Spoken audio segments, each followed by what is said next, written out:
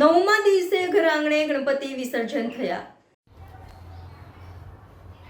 વડોદરાના બાપોદ તળાવ વિસ્તારમાં બંસીદર ડુપ્લેક્સમાં તળેકર પરિવાર 75 વર્ષથી વધારે થઈ ગયા ગણપતિની સ્થાપના કરે છે।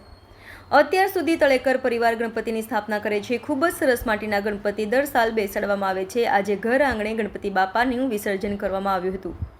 મોટી સંખ્યામાં તળેકર પરિવાર ગરબા રમીને તથા આતિશબાજી કરીને ગણપતિ બાપાને આવતા વર્ષે જલ્દી આવજો તેમ કહીને ઘર આંગણે વિસર્જન કરવામાં આવ્યું હતું। Reporter Rahul Rajput, van news, Vadodara.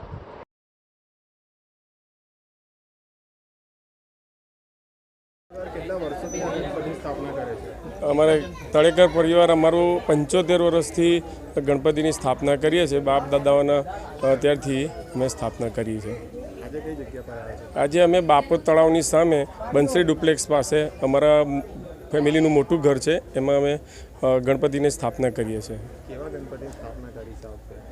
Pure એકદમ માટીના બનાવીએ છીએ, બનાવેલી અમે મૂર્તિની સ્થાપના કરીએ છીએ। વર્ષોથી માટીની જ મૂર્તિના બનાવીએ છીએ।